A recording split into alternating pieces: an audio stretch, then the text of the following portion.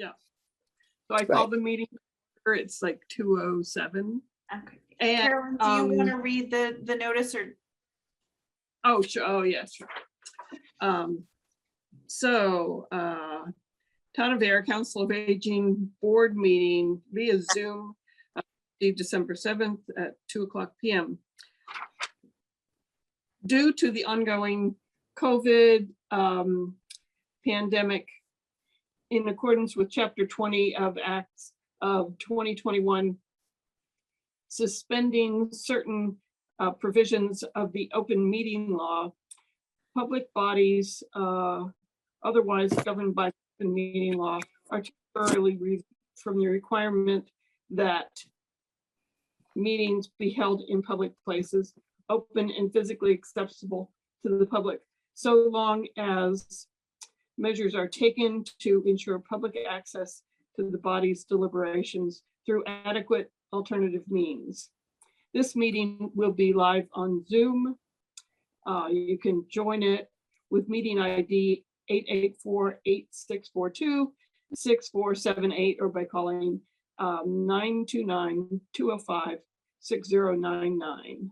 For additional information, contact Katie Pedrazzi at ayer.ma.us or 978-772-8260. Okay, so that is duly read. Barely. Should have had my glasses to read it. Anyway, so the first thing I'd like to do is I'd like to make an announcement. I don't know, did you all receive this invitation? It's an invitation to the 41st Annual Senior Conference. Yes, I did. Yep. You did? Okay, so from Jamie Eldridge. Yeah. Get it? Okay. Well, I don't think you would have gotten it, Katie. You're not old enough to get it personally. Oh, but this, okay, all right. The COA didn't get it. You didn't get it? Okay, well, I'm going to scan it in and send it to you. It is on Thursday, this Thursday, 2 days from now, from, what does it say, 11 to 3. Is anybody planning to go? I Planning to go for part of it. You're going to go for part of it, Janine? And Dennis, you Look said over. something? No, I can't make it. Sorry. Okay. Janine, did you say you were going for part of it? Yes, I'm going to look at the schedule closer to the time and see what jumps out at me. I doubt I'm going to go to the whole thing, you know. Even if you were there in person, you usually pick out, you know, 1 or 2 things that really jump out at you and then maybe fill some time since you're there personally. But when you're not there personally, you might as well just focus in on the things you want to do. Yeah. Okay, that sounds good. I'll try to go to some of it as well. I have a pretty busy week going on though. All right, so let's see. Next is minutes. And Dennis, I didn't have a chance to look at your minutes. I don't even know if you sent them out. I put them in this, you know, sorry, I was a little late getting them done, but I put them in the Dropbox folder on, which I know that Carolyn has access to. I've been having trouble with that Dropbox thing. Is it Carolyn, that can much you trouble see? to like just attach it and send it to our email? Or Katie, can you see them? You know, I didn't look to see. Let me. I mean, I just looked put and them I in didn't know how a to couple hours answer. ago. Let me see if I can get them to open. I see 6, 7, and 8, June, July, and August in there. Now, this is the Dropbox. This is the Dropbox folder that's owned by Carolyn, or Carolyn created. I believe so. I don't think I see. Yeah, I've got my camera uploads and I've got one titled COA, and then under COA, there's a folder for agenda and minutes. And inside minutes? Minutes, I see 6:30, 7:13, and 8:25. So I think okay, so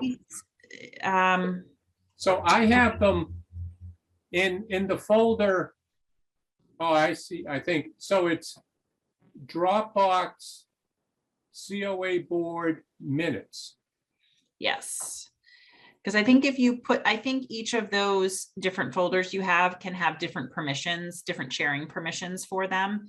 So unless it's in the one that we all have permissions for, like I keep my photos, my work phone photos in my Dropbox too, but you guys don't have the permissions for that. Okay, so this is the one that, I guess it's my, so I'm just reading what they call breadcrumbs, the file.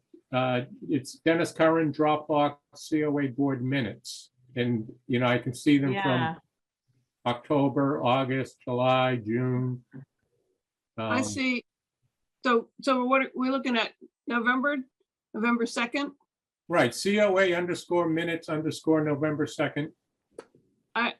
I can see it. I can open it. Let's see. Yeah, I only have the 3. So we're obviously looking at different files. Yeah. Yeah, I, but, can I share it or? Yeah, can you look at that folder and see who has permissions for that one? Yeah, I'm trying to figure that out. I don't know. I'm not a big Dropbox user, so I don't really know how to do that either. Let's see, I'm looking under share.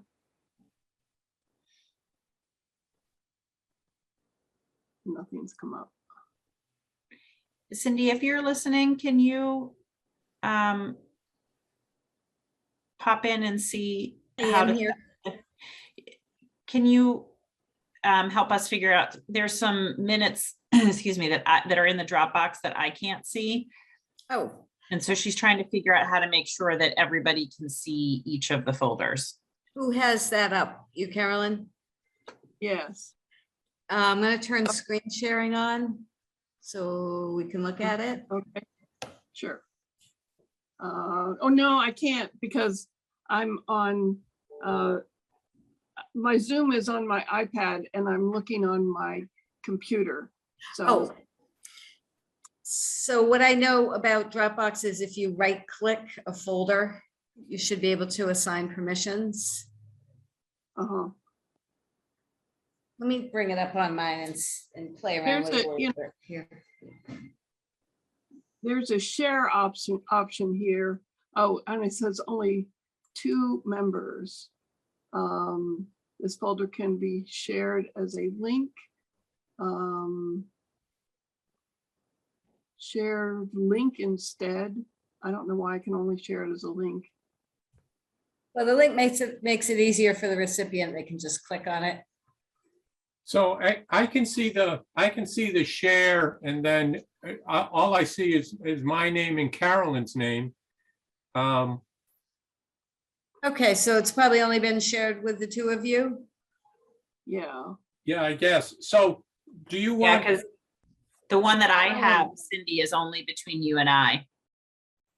What's that? When I click on the COA folder that I have in Dropbox and I Mhm. right clicked on it for network access, it Uh-huh. only shows Cindy and I. So I'm just looking at something different. Yeah. Okay, so you're So looking at your Dropbox versus someone Mhm. else's Dropbox. Mhm. all right. So I think what I have to do. People can view. People can download and comment. Yeah, whoever created it should be able to assign the permissions.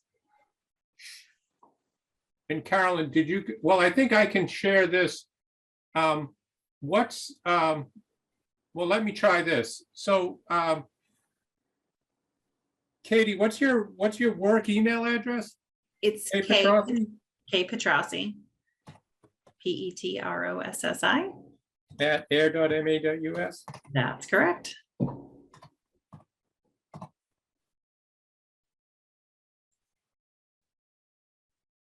Okay, it should be, there's something coming, there should be a notice coming to your that I've shared. I don't know whether it shares the file or shares the folder. We'll find out in a second. Depends on where you assigned it. If you did it Yeah, at the I folder can level, it should view- share the folder. So can you see the email can you see the email I just sent, Katie? Yep, and now I can see the minutes, but it just sent me the file. It didn't send me access to the folder. I see. So that works for right now for the meeting, and then let's figure out maybe how to do the folder itself. Set the So we folder won't have to do it permissions with each time. everybody. Yeah. Yeah. Okay. Here, if you Alright. need. All right, I will, I- while you guys are talking, I will skim real quickly. So well, I guess I don't vote anyway, but I'll still skim real quickly. So the- I recommend that we suspend voting on these until everybody's had a chance to review them. okay, no, that's fine. Yeah. Great. Okay. All right. Next on the agenda is the director's report. All right, great. Let's see, for kitchen and meals, the mock meals are lightly attended, but we have a couple of people. The special meals that are funded by the COVID grant have been more popular. The smallest number I think we've had has been 15 and the largest up to 30. And let's see, just due to the Friday schedule in December, with the Christmas holiday being over a weekend, and Sam and Debbie are union employees, they get a half day Thursday and all day Friday on the week of Christmas and New Year's. So we have a few more, you probably noticed in the newsletter, a few more days that were closed in December than we would normally have. But as a result, I moved some of the COVID grant funded meals to other days this month. And so that will be good. The Board of Health has been notified about those changes so that all is in order there. In terms of other kitchen things, the oven doesn't work. I mean, it kind of works. It's two smaller ovens in the space where the one big oven would normally, full-size oven would normally be. The upper oven they'll both rise to temperature, but then once you put food in, they can't hold the temperature anymore. So the upper oven has convection bake and it will hold temperature if I move it to convection bake, but the lower oven can't warm anything up past when it was when I got there. So cooking for Thanksgiving and other larger meals has been a process of, if it's supposed to take an hour, it takes hour and a half, close to 2 hours. And I've got to rotate things through from top oven to bottom oven. I talked to Ken Martin in housing about that because that seemed like a landlord issue, only to find out that the previous director replaced that oven. And that is not a housing issued oven. So now we are on our own to figure out what to do with that. So I'm going to look into that a little bit more. Is it gas or electric? It's electric. Yeah. And ovens are hard to source right now. So I'm trying to, I'll have to look into what we can do about that and how we would fund that. I'll at least probably try. I'm gonna see that. I heard someone say that maybe it came from Hunter Appliance, so I might see if they can do a service call on it first, although I think it's a few years old now, so we will see. Capital planning heard my request. I had the departmental meeting. As you guys know, I submitted a request to renovate the kitchen, not a full renovation, not a full gut, but to bring it up to the standards required by the Board of Health to have a full food preparation, like a full permanent license for the kitchen, which would allow us to actually chop vegetables and heat things up and whatnot without the special one-day permits that we've been doing. So the plumbing estimate came back higher than it was already quite high verbally, and the written estimate came back even higher at almost $50,000 for the plumbing. So, because the floor has to be jackhammered up and a grease trap put in and then re-vented out through the men's bathroom in order to accommodate the triple sink and commercial dishwasher. So that quote is right about $69,000 right now for the kitchen renovation. I will say I was pleased to hear that no one said I was crazy in the capital planning meeting.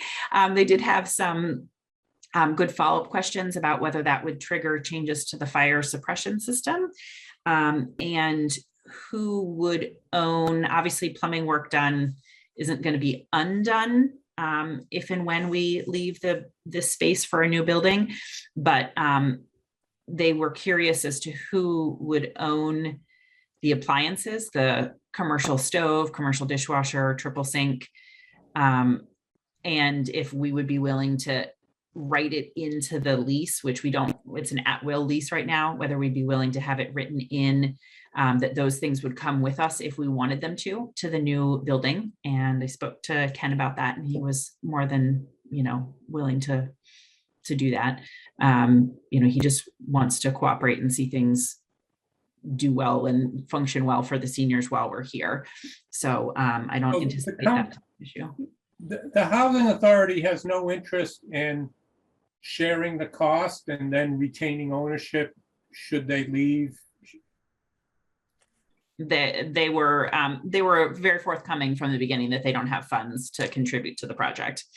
So it would be something that the town would need to be taking on 100%. And how is the housing authority funded? Through the state? Mm-hmm. I see. Yeah. I mean, when we leave, then you're going to have, is it the right size? Are the fittings correct? Is the space it's meant to go into going to be identical to the space it's coming out of? Right. Oh, to hell with it, might as well get a new one. Right. And $70,000 is, well, although we'll get what, 5 years use out of it? Mm-hmm. So the Yeah. $5,000 a month. Right. Right. No, I mean, it's a lot. So there's no possibility of sharing costs with the housing authority.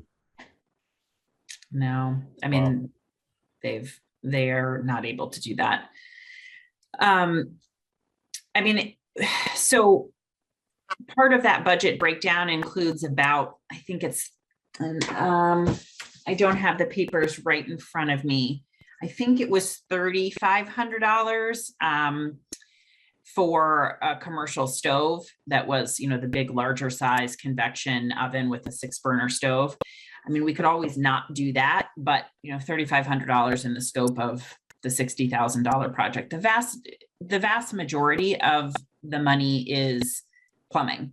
It was initially quoted at $30,000, $30,000 or $32,000, and then the most recent quote, the written quote, came in at $50,000.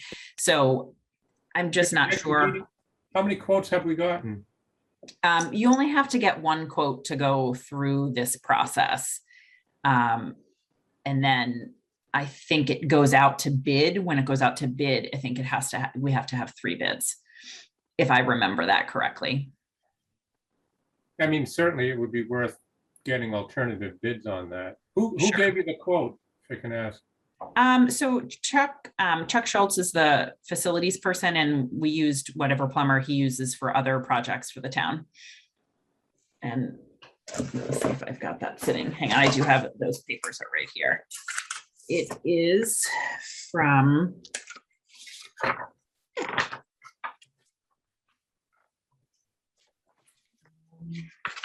it's like it's $8,000 in electrical and about $9,000 in equipment. I'm sorry, I must have just overlooked the page from the plumber.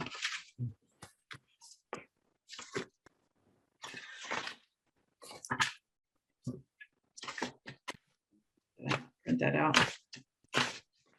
Oh no, I'm sorry, it's G&L Plumbing out of Boylston. G&L Plumbing? Mhm. Let's see. So, sometimes we're also asking, and anyone who's done work with a town before knows that you're asking for estimates in November, December for work that wouldn't be done until July or August. Well, yeah, July or August. So I think that sometimes if they're not interested in the work, or if they're interested in the work and they just want to make sure that they're trying to forecast what 6 months or 8 months from now would look like, sometimes those quotes can come in high. Chuck didn't seem to think he seemed to think that the initial verbal estimate was probably a more accurate representation of the cost rather than the written one. But, you have to go with the written quote when you're going through the Absolutely. capital planning process. And this is Charlie Schultz, the building inspector. He also does facilities, No, the facilities person. is also named Charlie Schultz. I don't know. That's, I would You refer imagine to it's him the as same Chuck Schultz, person. huh? What's that? I've never met the I building would inspector. imagine it's the same person. How many Charlie Schultzes could work for the town? I know. Cindy, can you answer that? Yeah, Chuck Schultz is the Yes. facilities director and Charlie Schultz is the building commissioner. There we you go. go. So they really are two different people with almost the same exact name? Yes, father and son. All right, Okay, there we go. good to know. Now we know that. Yeah, that could potentially save us a lot of, grief down the road. Yeah, don't mix them up, right? That's right.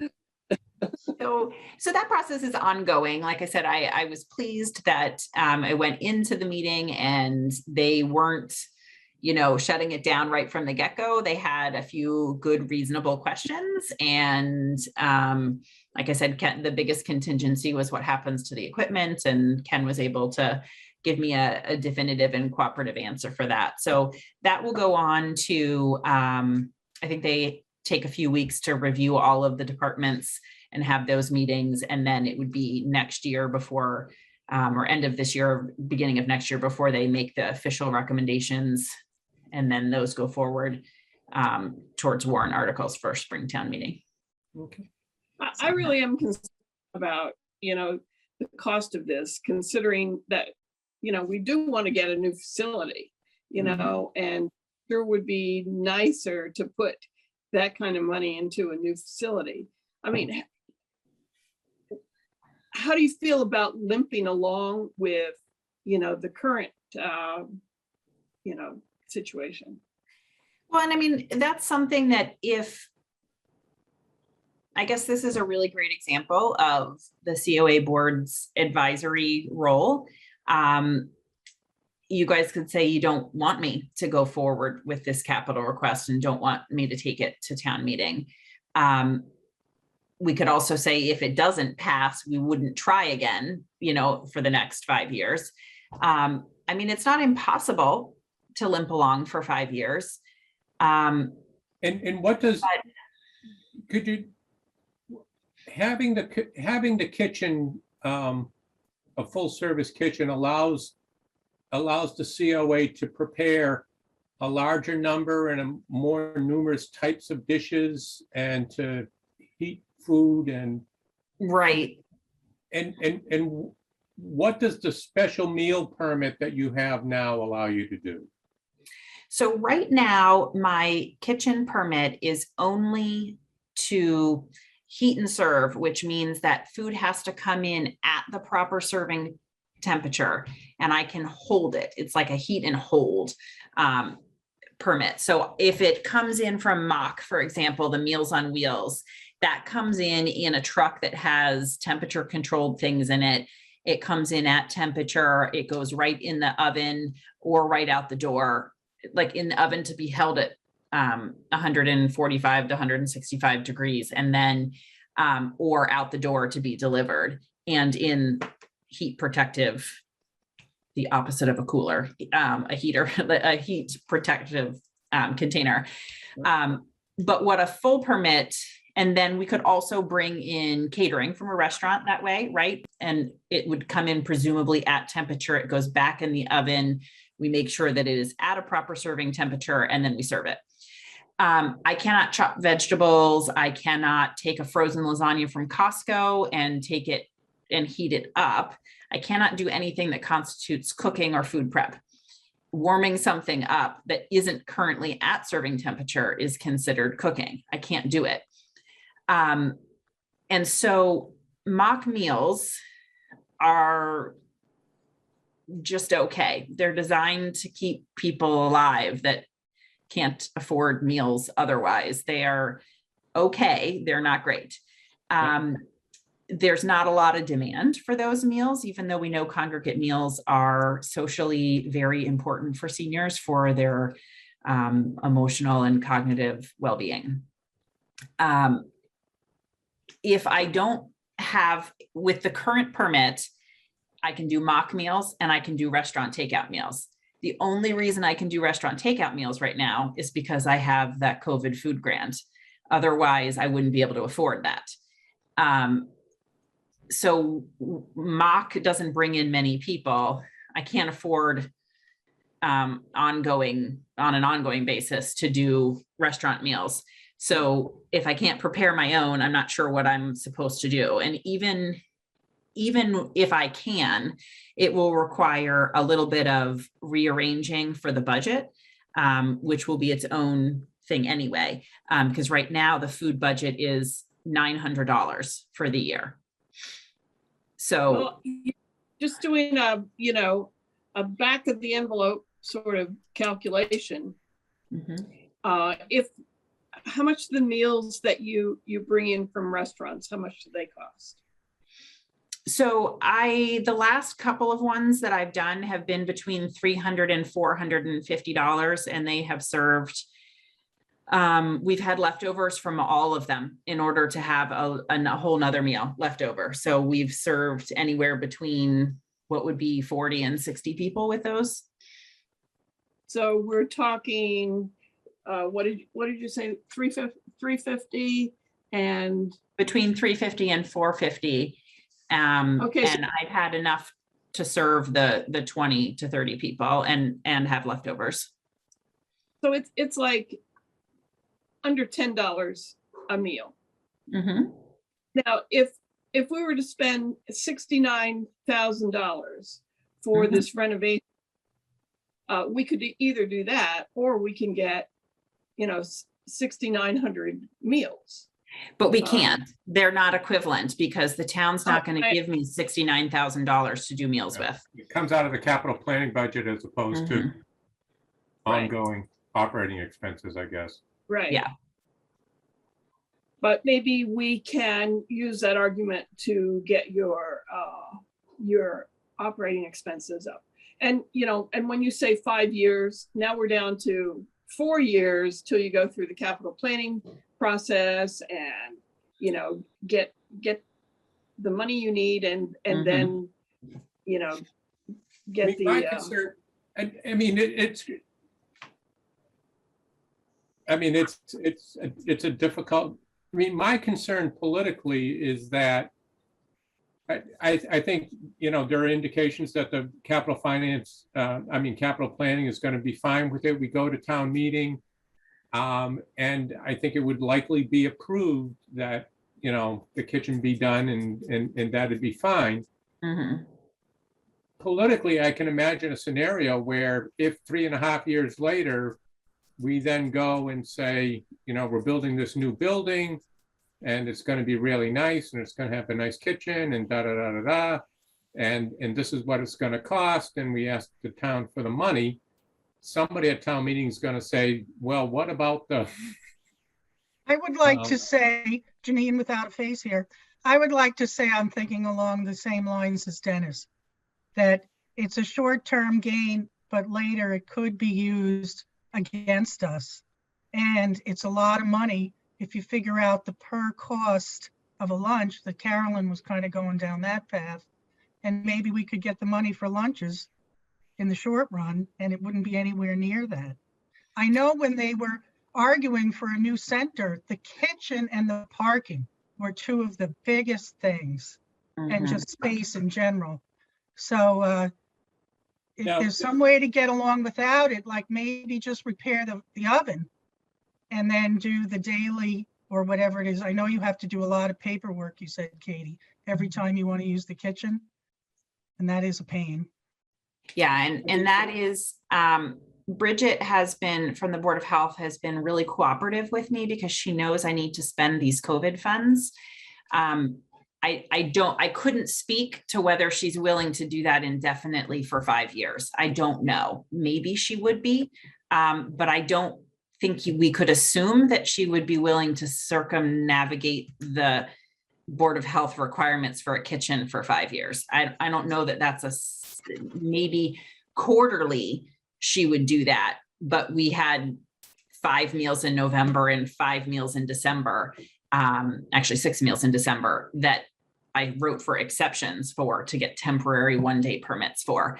I don't know that that's realistic going forward. And I don't want to put words in her mouth or anything, because that really would be just kind of ignoring the food code. Well, I'd like to bring up something about the meals that you get sent in.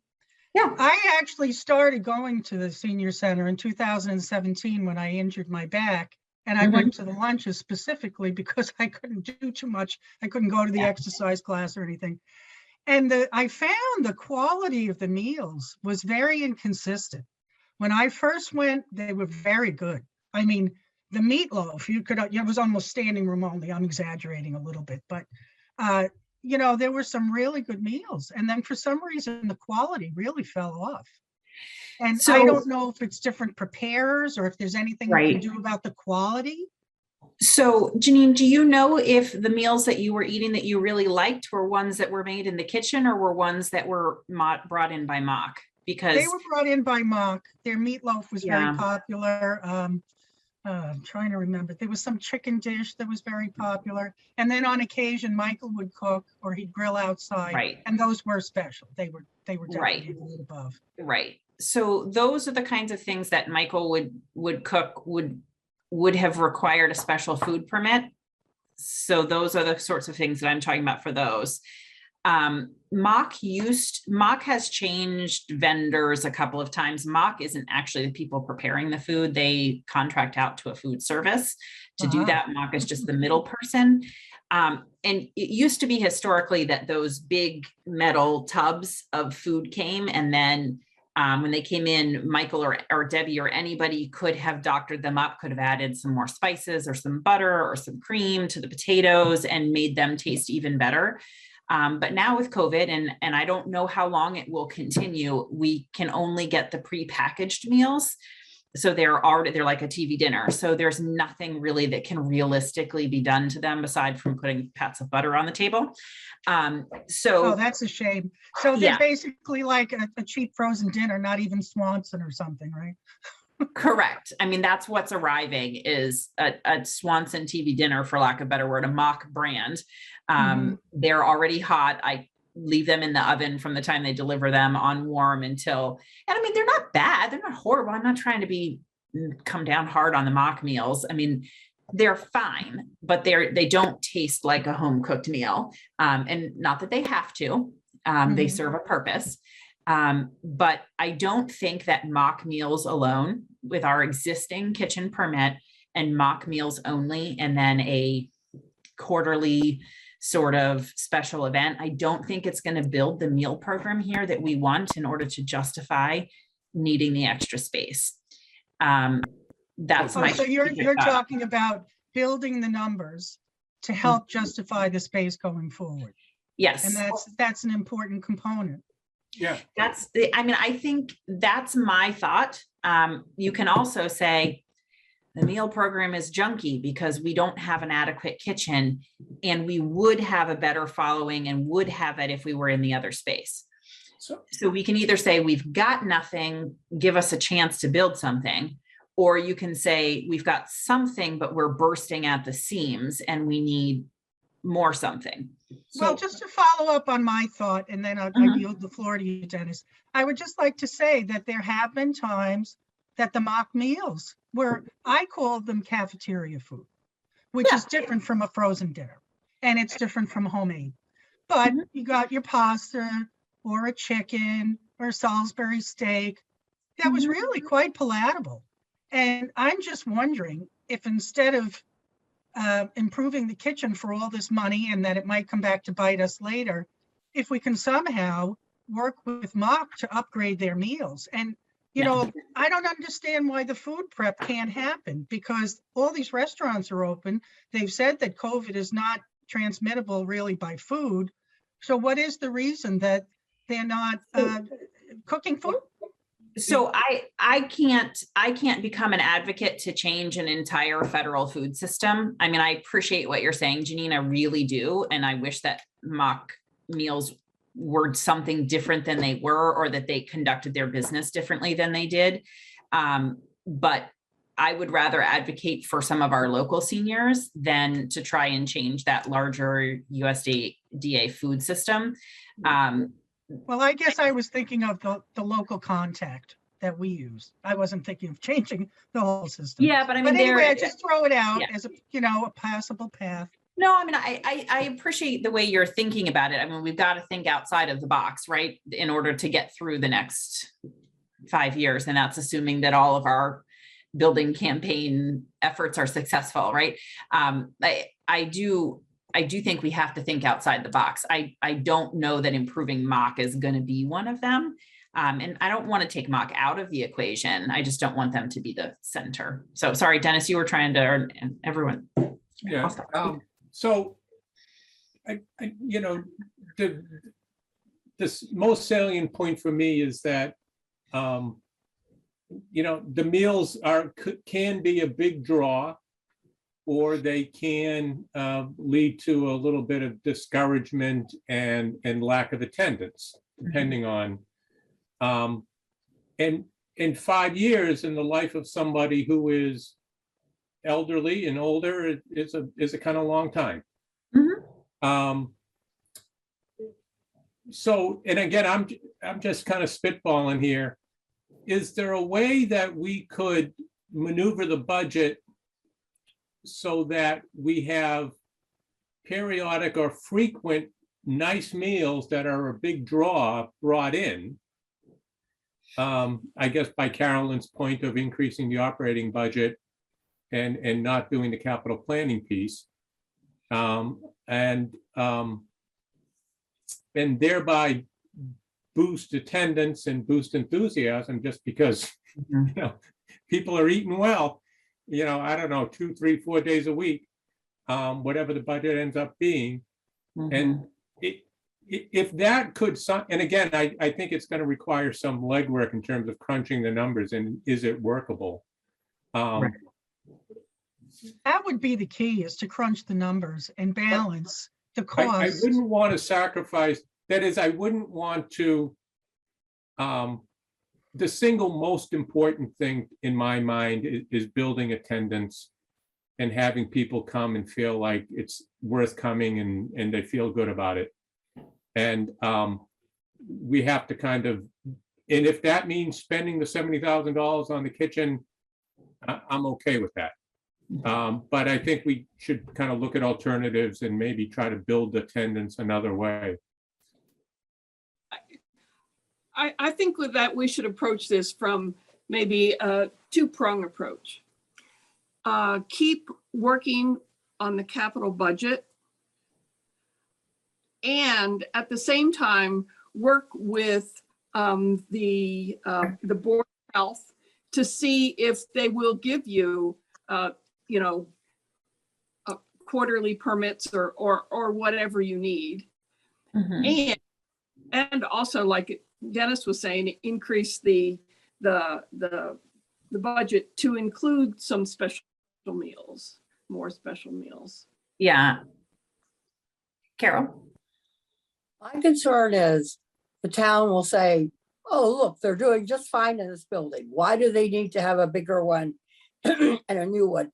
Whether we build it now, I think that the money should go to get the building as quickly as we can and do what we can until then. And I'm not thinking 5 years. I think that's a long time. I mean, I think by the time we would, by the time, even if we can get the building committee going and come up with a site selection, the first thing you'd have to do would be go to Springtown meeting with the site selection and the desire to purchase the site, right? And then the next town meeting cycle, you would be asking for money to draw up the plans. So we're at 1 year, if there's you guys have 2 town meetings a year, right? So now you're at a year if you get the plans in. The second town meeting would be to fund the plans. Then the third one would be to fund the bidding and construction, whatever. And then the fourth one would be to borrow, I think. Sorry, I was not prepared to talk about all of those things today. But what I'm saying is the very fastest it could possibly happen would be a 2-year to even get the bids, I guess is what I'm saying, and then you've got the time for construction on top of that. And that's suggesting that all along the way, capital planning thinks that our request should come before the new fire truck, because if there's a new fire truck or a new whatever, the capital planning won't necessarily choose to endorse our article on our time frame. And then I think a lot of times voters look at, did capital planning endorse this? So, well, I think that is, I mean, given just the general tone of what Robert has said, and the growth in the town over the last 5 years or so, I think that the new senior center, the Council on Aging, wins the political argument, given how kind of low on the totem pole it has typically been, I think. And the fact that it has not had large capital expenditures over the last, many, many years. mhm. So, I would certainly advocate, needless to say, you got me on your side on this one. And at all public presentations, I would certainly argue that we go to the top of that list. And we can start, I think, laying the political groundwork for that, now, quietly. So, I think more legwork on Carolyn's kind of 2 or 3 pronged approach. That is, what do you think it would, like, how many really nice meals a week would we need to serve in order to attract a larger and growing audience to the senior center? And using that as the basis, kind of figure out, okay, now what would that cost? Right. And then and then go from there about, is there a money savings there, or is there access to money in the operating budget that might allow that to happen? Yeah, I mean, off the top of my head, I think that's 2 or 3 per week. Because just as an example, today there was someone in who comes to exercise, and then as a result of me talking to her about Rummikub, she decided to come to Rummikub today. And then I said to her, you're going to be here for yoga on Tuesday at 11. Do you want to stay for the Mexican food that we're having at 12 and then go right on into Rummikub at 1? And she's like, actually, that's a brilliant idea. That's a whole day's worth of fun. And I said, yeah. I said, and on Thursday, you'll be here for yoga. And then we're doing baked potato bar. You can get your COVID booster shot because I'm offering the booster and flu shot clinic during lunchtime on Thursday. And then you can stay for Rummikub. And she's like, sign me up for both meals, sign me up for all that. I'm ready. Let's go. So someone who hadn't been in the building is now going to be here for multiple hours on Tuesdays and Thursdays. And during that period of time, the idea is that the longer that they're here, the more social opportunities they have. And then for staff, obviously, the better we get to know someone and the more relationships we have with them, the more we can find if there are other ways to be of assistance to them as well. I So, just want to say that's brilliant, Katie. That's the way you wanted things to go. And that shows how you connect so well with people Yeah. and you really understand them. I'm wondering what that does to the numbers.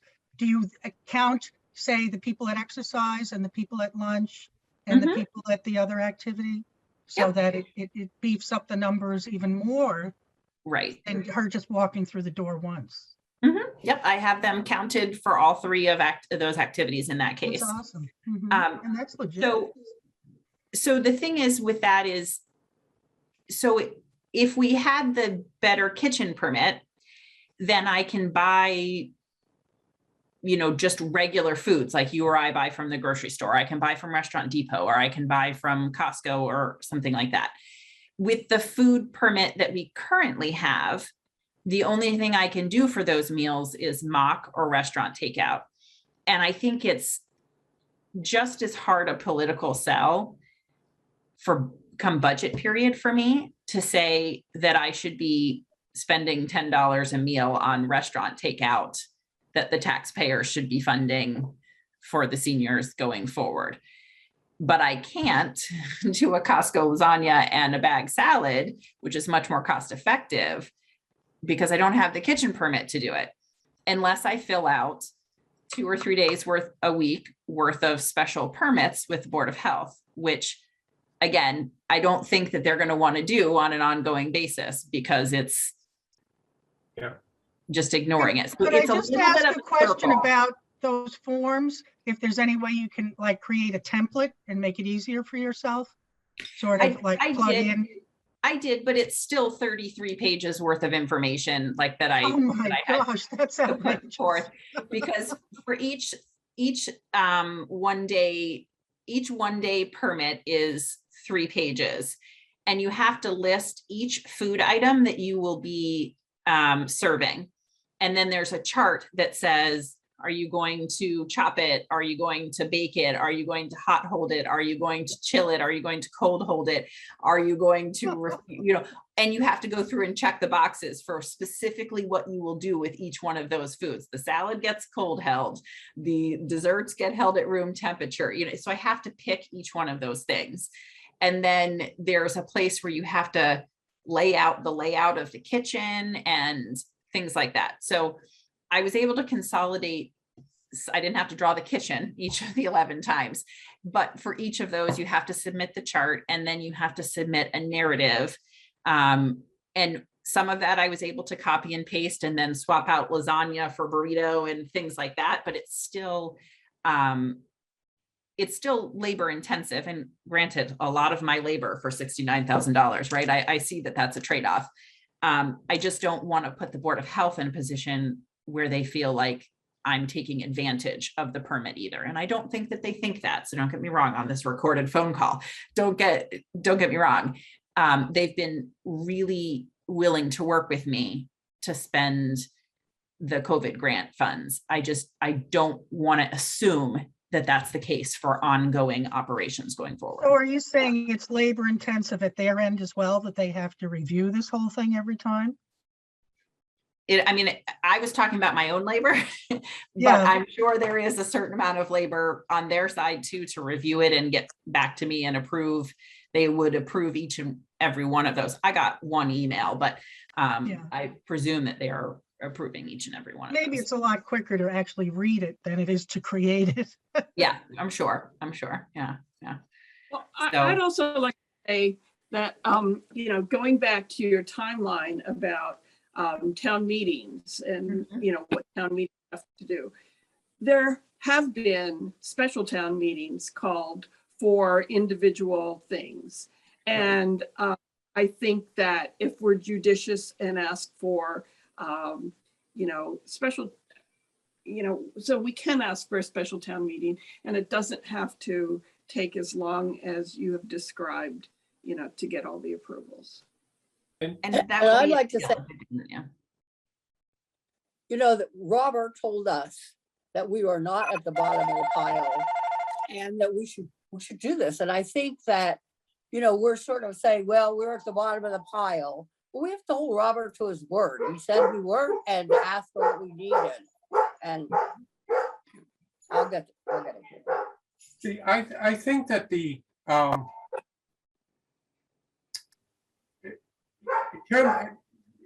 think Katie is closer to right on the timeline. I'd be surprised if we could get all the funding lined up, all the town meeting approvals and the structure built and all the state permitting. I'm thinking 4 years anyway. You remember I how think long it took really- us to get the garage? What's that? Do you remember how long it took us to get the garage? Yeah, that was 11 or 12 years. Yeah. Oh, don't say that. So Don't say that. I think I will, well, in terms of, Katie, what would you, as a matter of policy, I think it's important that we try to build up the census at the senior center. Mhm. Obviously, the nice meals are a draw. The not so nice meals are less of a draw. Mhm. And we have to figure out a way of coming up with a minimum of 4 to 5 years worth of nice meals in an effort to kind of maintain and grow attendance while we work on the building. Mhm. I think that, obviously the capital planning committee has a dog in this fight. I think the finance committee also does. Mhm. So Carolyn, would it be helpful for the board to reach out to the finance committee or Robert to kind of, just kind of discuss what the options might be in terms of budgetary priorities in the short term? And I can tell you, sorry, Dennis, I don't mean to interrupt, but I can tell you that the budget directive has been issued for this year and it is level funding. Yeah, level funding, and that we're supposed to demonstrate that we are reducing spending where possible. So that doesn't mean that there won't be departments that will be able to have exceptions to that. And certainly me being a new director, I guess, and coming in with a new budget, with a new set of operations, I might be more able to wiggle my budget, but I don't know that because of COVID and the uncertainties and the reduced funding going forward for COVID relief, I don't know that it's safe to assume that I could no, ask for dramatically more money. Now, I want to point out that there was a larger staff in the past. What Mhm. happens to that salary money? Does that stay in your budget going forward, or are they trying to take it out, or can it be used for other things? So if I understand correctly, that money was taken out and put in the reserve fund, but that I have been told that I can have that money if I have a staff member to use it going forward. I haven't lost it forever. and there's Does that make also the sense? rainy day fund. Who has a rainy day fund? Do we have a rainy day fund? Not the town does. Right. And I got a reserve fund transfer in order to pay for the senior center, my senior center software. Yeah. Yeah. I don't know. What are your thoughts, Carolyn? I mean, I'm I want to win all the arguments. That is, I mean, I want the senior center to win all the arguments in town. And I'm just trying to see what would be the best way forward in the long-term best interests of the folks that we're trying to be helpful towards. Right. Well, I think a letter on our behalf followed up by a conversation would be good. And I think that, that letter would say, these are the options. And, we would we would prefer, I mean, and I guess this is up to the board. I would prefer not spending the capital funds, but, putting more into, the budgeted items for, for meals from, and I don't want to say restaurants, but from establishments that could serve us the way we need to be served, considering the limitations of the kitchen. And also What establishments would those be? What about Those are- Market Basket like we did for Thanksgiving? Well, no, I was That thinking, I'm thinking Philo's and No, Lucia's. but it was good. It was really good. Well, It was very good, sometimes a restaurant could possibly donate a meal too for the advertising and the goodwill that it produces. I know people in a restaurant in Leominster, and I could approach them to see even a reduced cost if it's not an out and out donation. So even And Sheila Market Harris- Basket and the Market Basket meal, I agree, was really great. And we'll do a ham version of that for Christmas, because that comes to me cold and then I have to heat it. I have to fill out a 1-day permit for it.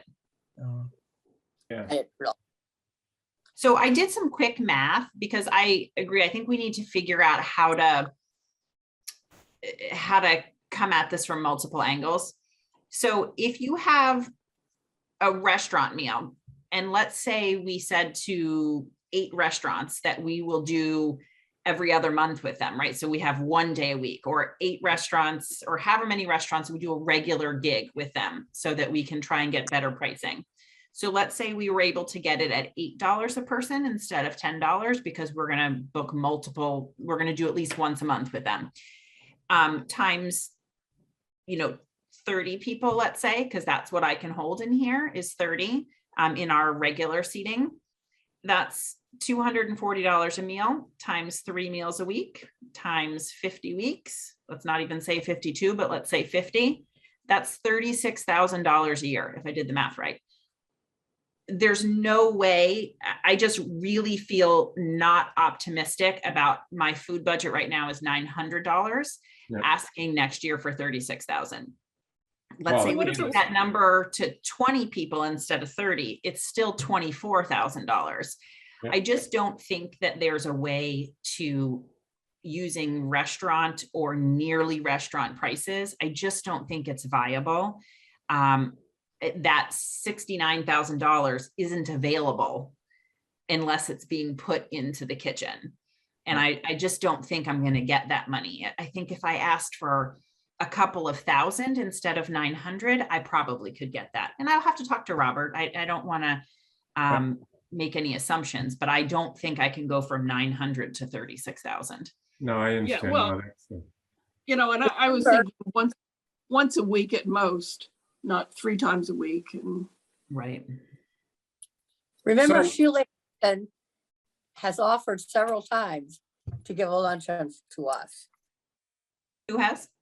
Sheila Harrington. Harrington has Okay. offered a couple times to do lunch for us. Mhm. So, I mean, that's what. yeah. Right. That's, and those things are, I think they're all part of the puzzle. Sheila Harrington, I asked Neshoba Park funded our lunch today. So there's all of those. You can cobble it together for sure. And that has to be part of the solution. I don't think that we can get enough donated meals though, for sure. But I do think donated mock restaurant. Yeah. So so on the installation of the commercial quality kitchen, the current bid is $69,000. And Yeah, and so That is, how much of that is in the appliances themselves? Do you know, you have a ballpark figure for the, yeah, so the increased plumbing cost and the large stove was actually 70,833. It was 68,000 with the higher plumbing estimate and the smaller stove. And then if the plumbing came in more like the verbal quote, and we had the big stove, it's 53,000. And if it was verbal plumbing of 35,000 and the small stove, it's a $45,000 cost. The problem is that capital planning will approve it based on either that 68 or 70,000 number. Yeah. And then if it comes in under budget, great. But the, let me find the piece. It is either 7,600 or 9,600 in equipment that covers the triple sink, the commercial dishwasher, the commercial stove, and all of the like the faucets and the plumbing fittings and stuff like that that go with those appliances. so Is- ballpark, that's $10,000 for the stuff you could take with us. Yep. Because it's 35 or 50,000 for the plumbing, 8,200 for the electrical work, and about $1,000 was put in there for any repairs to the cabinets that need to be made or something like that as a result of ripping things out of the wall and moving them around, but just repairs to put it all back together. So did So- Dennis indicate that we can actually take, say, a new stove that you purchased with us if it fits the plans for the new Well, building? It- So there I is mean, something that's just- salvageable? It's, I mean, that was just the thought coming out of Katie's earlier remark. That is, Mr. Martin evidently had indicated that we could take it with us when we leave because we'd own it. But we can't take the jackhammered floor or the, I'm assuming they don't, although I guess we could rip the copper out of the walls. That's considered like an eviction I was gonna say, type that of strategy. That might not be neighborly. Yeah. Yeah. Yeah, but I think it's basically about $10,000 that would, at the most, that would come with us. Yeah, and So, who knows if it's gonna fit the plan of the new kitchen too. we Correct. don't Yeah, really right. know. Right. So Katie, if we go with the capital budgets, so what's your process? What do you have? What do you need from us today? You know, can we think about this and wait until next month to settle it, or what? I don't What think kinds of- there's, yeah, absolutely. There's nothing I need from you guys right now. I put in the request because there was the deadline to put it in. So, I guess the question would be if you vehemently felt you didn't want to do it, and then we should all talk to Robert about whether the request would be withdrawn, I guess, but that wouldn't need to happen anytime soon. And then I think we need to think about the budget going forward, and the budgets are due, I believe, at the end of December is when my budget is due. I have to look back at that deadline. And I apologize, I'm still learning all of these deadlines myself. So you have to, to have your budget, you need to know by the end of this month. So this is the Right. meeting. Yeah, so it would be, and maybe we want to call a special COA meeting towards the end of the month. But to see, because I guess I could ask for more food funds in the departmental budget in case the capital request doesn't get funded. I would just need to talk to Robert about whether that would appear to be double dipping or whether that's normal. I just don't know what the procedure is for that. I'm also wondering, and when is the provided meals are they going to ever go back to the quality that they were, which was cafeteria food at least, and not frozen food? Is there any kind of timeline for that? Because that definitely was a step up from a frozen dish. most of Right. the time. Right. They, everything I have heard is that they have no plans to go back to the bulk preparation anytime soon. Oh, that's a shame. So I don't know if that means that they're waiting for COVID to be over, or if that means that they have decided they like this delivery method better. I just don't know. But I wasn't told, oh, as soon as the numbers go below, positivity rates go below 4%, we'll go back towards it. Or I was not told anything like that. It was, this is the way it's going to be for the foreseeable future. I'm sure it's much easier for them. Mhm. Okay, can we move on and perhaps, sorry about that. Perhaps have another meeting in a couple weeks for Katie's behalf. I also have to tell you that I have a piano student coming at 3:45. So I'm going to have to leave the meeting. But anyway, is that acceptable to everybody to just kind of table this for a couple weeks? Now, is there some amount of legwork that the members of the board can do to try to kind of look behind the scenes a little bit and see what alternatives might exist, or what, is there anything that we can be helpful with in terms of, I mean, I think maybe talking to some members of the finance committee, or because they have to approve the budget too, don't they?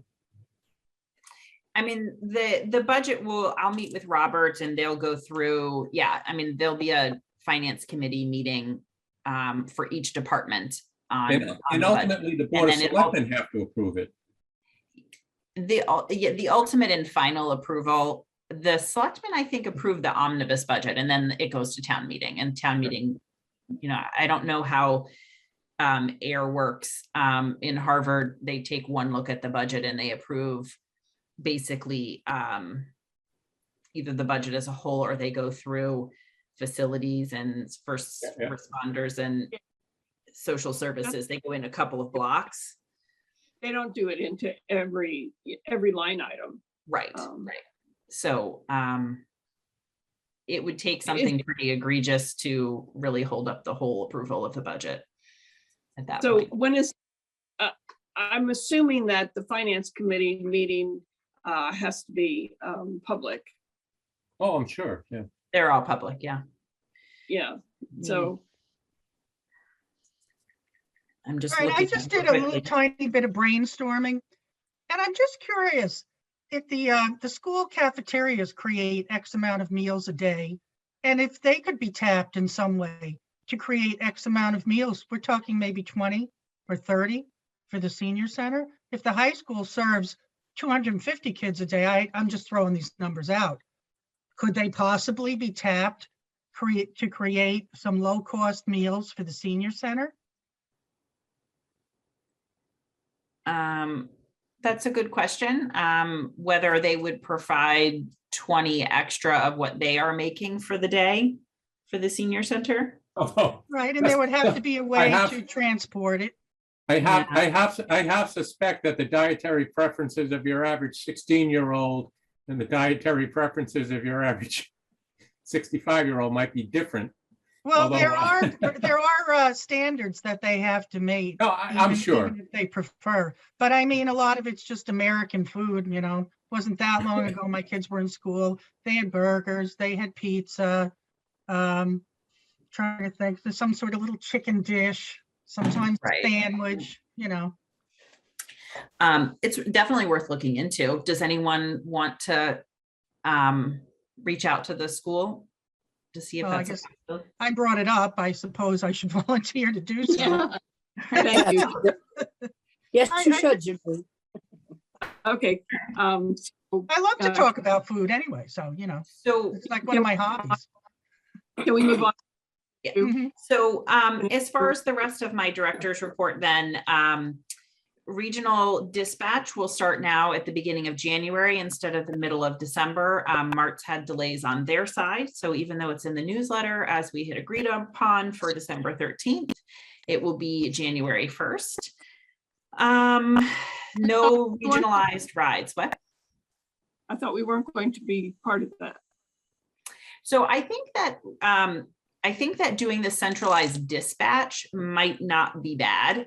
But the regionalized rides themselves, I'm not in favor of. Okay. Because I think the real operational issues with cognitive decline with the older adults comes from the rides, not necessarily from the scheduling. And for those higher need clients that can't handle the scheduling line, people can still call here and schedule a ride, and we'll put it into the software ourselves. So I don't see a big downfall to the centralized scheduling. So And what my date did you say for the minutes? What date did you say that you? they'll start now January, I think it's January 3rd. Is that the first working day? Just check the calendar here. Yes. Yeah, January 3rd. So that helps you not have to hire another staff person for that position. Is that true? We used to have a person who did dispatch.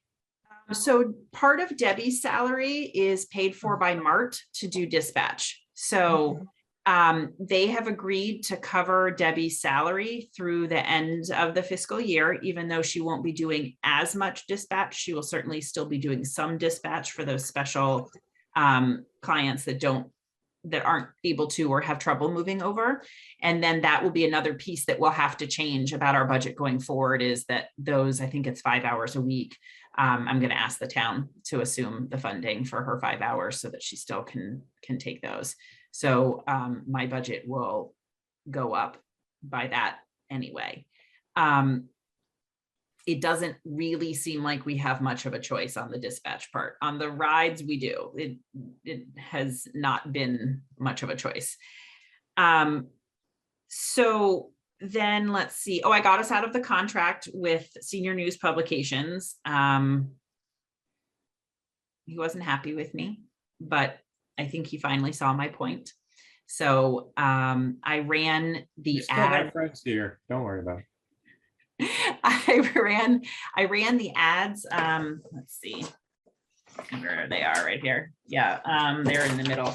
The ads that he had placed, that Who's he had this? Who's sold. he? Senior News Publications, Craig. Okay. These 3 advertisers had paid Senior News Publications. And so I ran their ads for free in our newsletter while I was working that out with Senior News Publications. So after this month, I really don't feel any obligation to use that space for ads. If any of them would like to do that going forward, they could always approach us. I just didn't want to be a jerk about it. I wanted to put them in. So so from here on out, until we can find another publisher, we'll just print them in-house. I think it's okay for right now. Since I'm making them myself, it's not that big of a deal to print them. And then Debbie and I are folding them right now, but once we get some volunteers in, I'll pass that task over to them. So this is the end of using this publisher? Yes. Okay.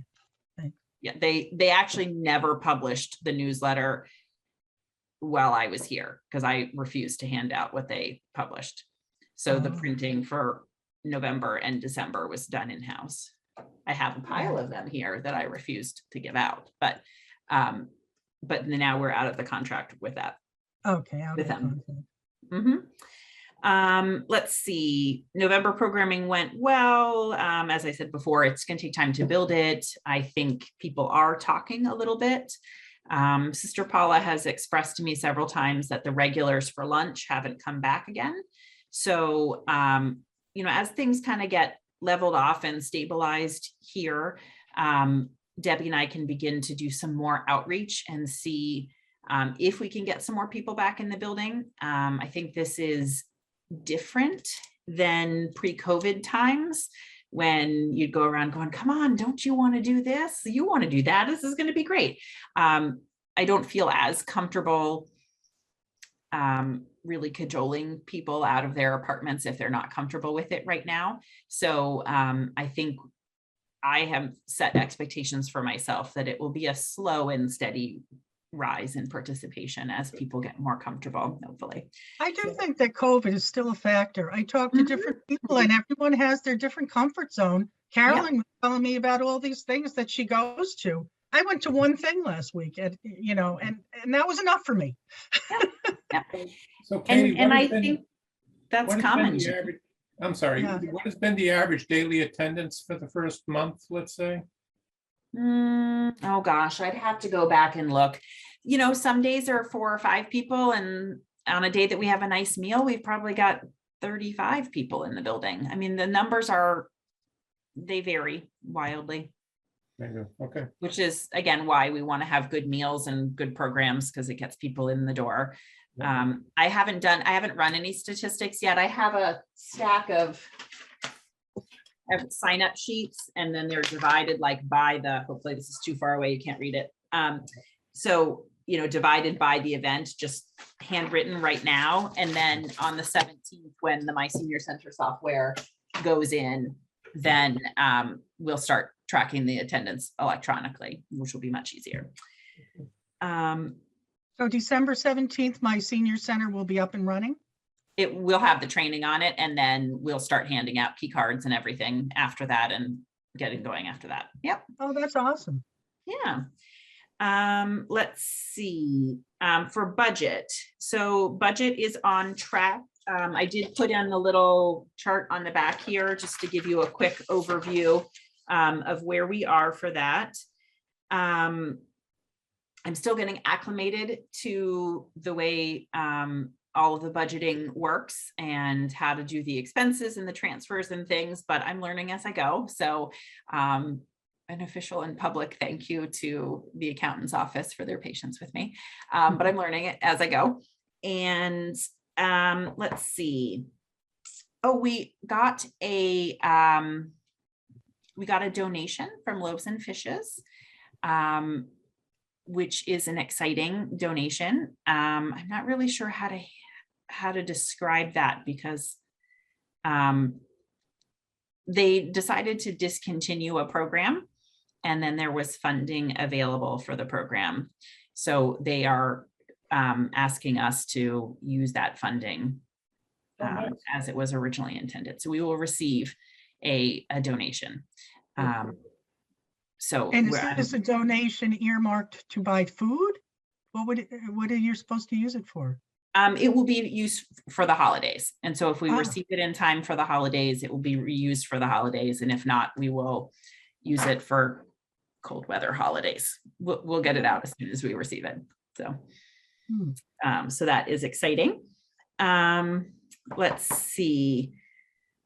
I'm still waiting to hear from Alicia at Community Development about whether she will extend the deadline for spending that $4,500 worth of COVID funds for food, because I just really can't spend $4,500 in 2 months. We just don't have the attendance or the freezer space to do that.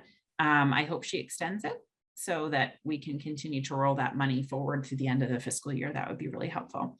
So we're working on that as I'm learning more about how to bill things to the grant and make sure that that's done correctly. So for the minutes, so this $4,500 is from COVID funds, and so you want to see if it'll roll forward? yes, so it's a community development block grant of $4,500. That is what's been funding the special meals, the non-mock meals that we've had in November and those that are planned in December. And because that money was given at the beginning of the year, but Karen didn't spend any of it, it's all compressed. It was supposed to be $400 a month, essentially, over the 12 months, but now it's all compressed back up against these last 2 months when I can spend it. So there's a possibility that the funding deadline could be extended. I just haven't, she's mentioned that. She didn't commit to that. She mentioned it. I just don't know that for sure. So That would I be will fair, I update think, you if when I they know that. extended it, but I guess that's up to them. Yeah. So let's see. we have a couple of opportunities to volunteer. I don't need to necessarily read through those. You have those in my director's report. If you're interested in helping out for any of the meals and events that we have coming up, we would love to see you and would really appreciate the help. So I've tried not to schedule events on Tuesday and Thursday when Debbie's out delivering meals, but even then we can still use extra hands. Carolyn? Yeah, I just, I was wondering if you wanted any of us or all of us to participate in the training for the software. You're welcome to. Yeah, absolutely. If you would like to come and learn more about it, you're more than welcome to. The more the merrier. That's December 17th. Would you like people to RSVP or just show up? You can just show up. He's coming at 10 o'clock to get set up, and then the training will start about 10:30. Okay. And then let's see, last things. I started to update the town website. I'm not done with it yet. I've started to update it and make sure the newsletters are on there. And I would welcome suggestions about what you want to see. I get hit up a lot about organizations that are like, come check out my link, and we think it would be helpful for your page.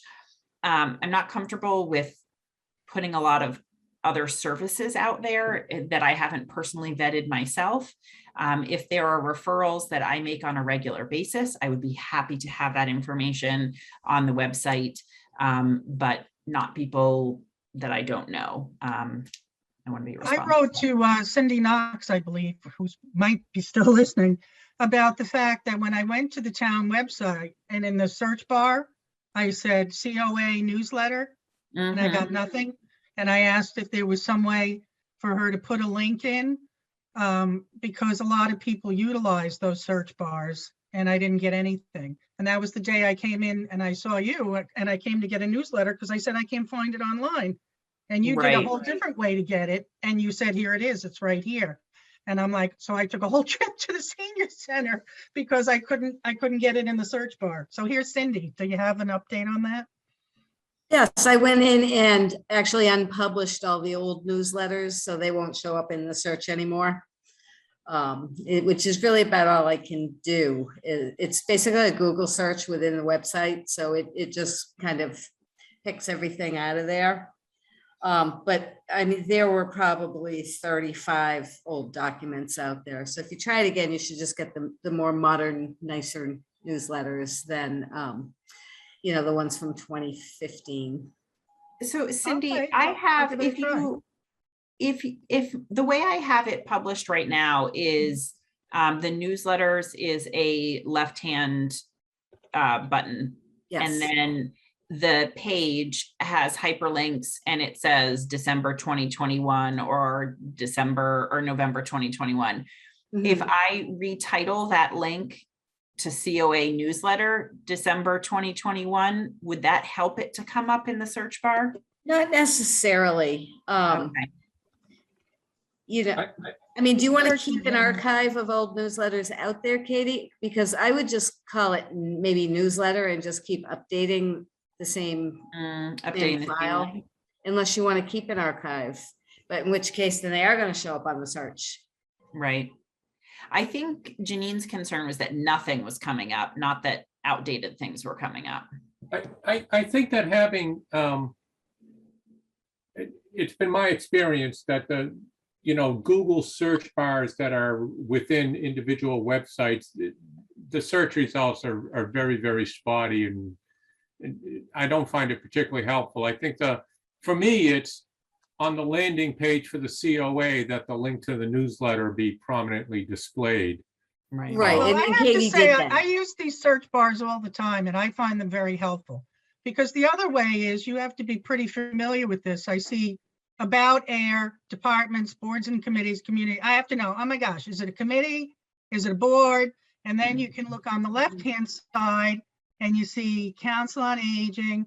So, I mean, I really love these search bars, and I find anything that makes it easier for people is helpful. So I just clicked on the left, Council on Aging, and I'm getting some old newsletters. Yeah. I don't Yeah, know. I think that the It- way it's this Google puzzle. search, I think whatever the easiest way is, maybe sometimes is there a place to add some metadata to the newsletter that makes it come up on the search bar? Is there a way that you can do that? there might be. I don't know. I haven't actually done that with it, with this website, but I'm sure there are ways. Yeah. So anyway, I just wanted to try to make it easy for people, including myself, and take the mystery out of having to know the whole world's web, Yeah, and we all really these try to do departments and that. boards and committees.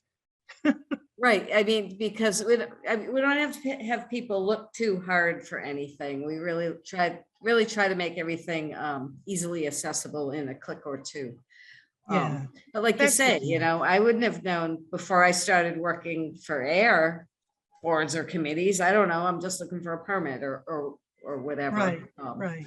So, I've always found the searches helpful, especially if, where it lists all the departments on the left after then that way you can kind of, if you're looking for minutes, at least we'll break it down by department or by board. Well, or and so now committee. I've gotten to the Council on Aging and I see agendas.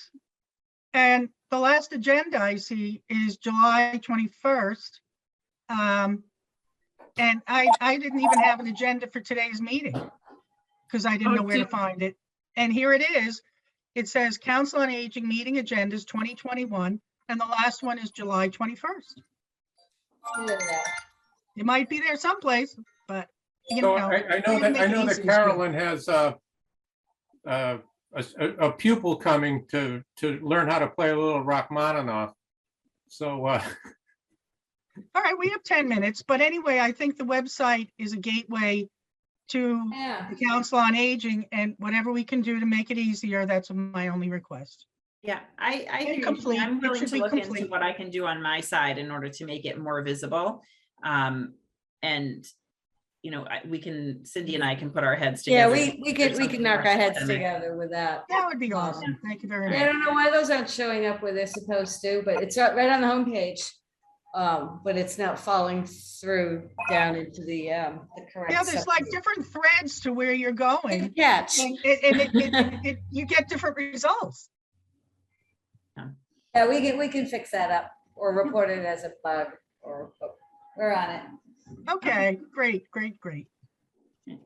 And then the last thing that I have, and I know there's other things on the budget or on the agenda, but the last thing that I have is just the Facebook page is live again. I haven't done a whole lot with it, aside from reminding people to RSVP for a few things if I had space left. The last couple of ones I didn't have space left, so I didn't put them up. But I'd like to get into a more regular schedule of posting something. It won't be daily. I just don't have time to do it daily, but to post something weekly for sure. And then at some point, if we get someone who is a Facebook savvy, maybe who's doing the senior tax work-off program or something, that would be a great thing for them to become the manager of our social media page, with some guidance from me, obviously, but that's in progress. So. Okay. I think you're doing a great job, Katie. Oh, thanks. I absolutely think so too. I think that we got the right one, and I'm going to keep saying that. Thank you. That makes me feel great. I appreciate I'll it. say ditto. Thanks. Yeah. I think I figured out the minutes. Let's move this along. So let's see. You mentioned volunteering opportunities, but you don't have anything particular. I mean, like, you wanted help for Thanksgiving dinners. There's nothing particular like. No, there is. I put it in the director's report. There's five things I need, 5 opportunities to volunteer. I put them in print. I know they were a separate item on the agenda, but they're in the director's report. So the 10th, the 16th, the 22nd, and 29th. I don't see that. It's right beneath budget, opportunities to volunteer. I'm looking for someone to be a receptionist, thinking either a morning shift or an afternoon shift 1 day a week. So maybe like a 3 hours a week commitment, to fill those spots. Then someone to help out with the lunch and booster clinic on the 16th, because that's a baked potato bar. So I think that's going to be kind of labor intensive. And then the Christmas party and the New Year's Eve party. I don't know why I don't see that at all on my, after budget. Oh, Then there's miscellaneous. Oh, I'm looking then, at. oh, if it says miscellaneous, then you're looking at last month's director's Oh, report, this month. Okay, sorry. Okay. All right. Katie, did you mail the director's report to my town address, or is it in Dropbox? I sent it to the COA email. I didn't Because get it. I didn't Oh. either. Oh, okay. I can send it to each of the individual emails. Sorry about that. No, that's, Why shouldn't that be working though? There's another technical question. That was working pretty well early on. Why should it I stop got it. working? I got it back. I got the email back to myself when I sent it to COA. Yeah, that's usually a good sign. Yeah. yeah, Cindy, it looks like my address book for the COA is now empty. It has no matching contacts.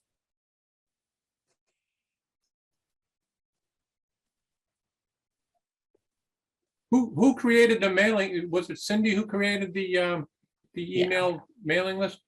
Mm-hmm. Yeah, she may have stepped away for a moment. Yeah. Yeah, so could you send I that? can check in with Cindy about that. Yeah. Okay, so now we're down to, we've already talked about the new stove. We've already talked about Facebook and the website. Under old business, I just want to say that I think we need to push for this new senior center. I mean, there have been no meetings, right? Correct. I went. to Okay, a no, site- I was gonna ask about that. Yeah, there haven't been, Yeah. I've not been contacted. They I haven't went. either, and we heard that originally it was gonna be what, October? So now we're going into the Yeah. new year soon. So I went to a site walk up near the Neshoba Park facility. And, my opinion is that that's not the site for the senior center. It's kind of hard to get to. I mean, it would be fine. It would be fine, but my preference is for West Main Street and for them to clean up, to get an estimate to clean up West Main Street and for, anyway. They That's get parked, yeah. That's neither here nor there. The point is that this group needs to get busy. So I am willing, maybe as a board, we can send a letter to Robert and Alan and whoever I can figure out was on the committee before to say, we're jumping at the bit here. And Yeah, I think that's wise. okay. Okay. I can have- would fully support that. When I see Robert, I remind him that we would like to get started, and there's been a couple of emails that have circulated through from interested people. I think some of you were at least copied on those.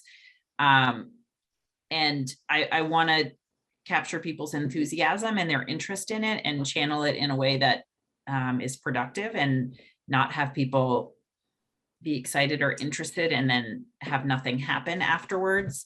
I'm unsure what the correct way to proceed is. I, for example, could hold some listening sessions at the senior center this winter about what would you like to see in a new senior center, things like that, take some community input, but I don't want to step on the toes of whatever the official process is supposed to be. Nor do I want to wait forever either. So I think Who was the input chair, from- or who is the chair of the building committee? I'm going to guess that's Robert. I don't know that for sure, though. Oh, I would have thought it was the director of planning. Or it Oh, might it have could be been Alan. Alan. Yeah, it could be Alan. I'm not sure. But I think any and all of you that would like to approach. Yeah, either I one of will, them would be effective. I will,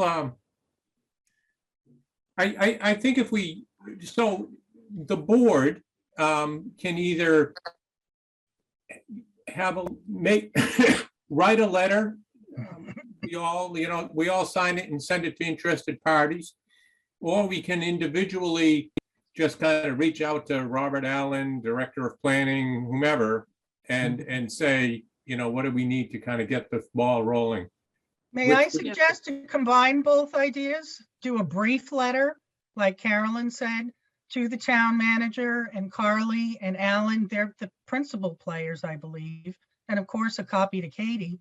And just briefly say, we are very interested in moving ahead with the plans for the new senior center. And we're very interested in knowing when we're going to meet again sooner rather than later. You're invited to attend our next Council on Aging meeting. Please let us know. This is very important to us, something like that. And then individually, you could call or email for follow-ups. How about that for a combo? I agree. I agree. And I think we need to include the Board of Selectmen. Oh, okay. Okay. All right. Should I draft a short letter per what I just said and copy all of you? And you approve Sure. it as the No. clerk? Or would it come No. from the chairperson? Well, it would come from the board, The Okay. board. probably all of The it. boards, I think the Name- board signed individually is. Yeah. Carries a little more weight. I What do you agree. mean signed, though? Would we have to physically sign it, or what are you saying? No, No, not really. I don't Just- think just so. listen- I think just having all of our individual names as opposed to having the chair speak for the board, each board member weighs in. I agree. So you don't want to do a group, you don't want to do the COA board letter, just each individual person? No, I'm no, just no. wondering what you want me to do. The letter that you draft would then be signed by each of us individually. And by So you would signed, I each- mean, we would. you would each forward it from your own individually email. agree That is our position. Okay. We're Just just so it's- transitioning from a paper world to a computer world. So when you use the word sign, do you mean send it from your own individual email? Is that what you mean? No, one letter would be sent. Okay, Listing all our names individually. okay, that works, yes. Okay, anything else? Oh, so we had said that we wanted to meet again to talk about the plans for the kitchen before Katie has to submit her budget. Well, it turns out that I have Tuesday afternoon piano lessons. So could we do it like Wednesday afternoon, the 22nd? So Does that's like in anybody 2 object to Monday? Monday is better for me, but I can do either. Monday would be fine for me. Anybody Okay, else? weigh in? Monday, Monday's Is fine. that Monday, the 20th yeah, Monday the 20th. at 2:00? And what's that date? Monday the 20th. Okay. Okay, let's do it. Okay. Okay, That would be great.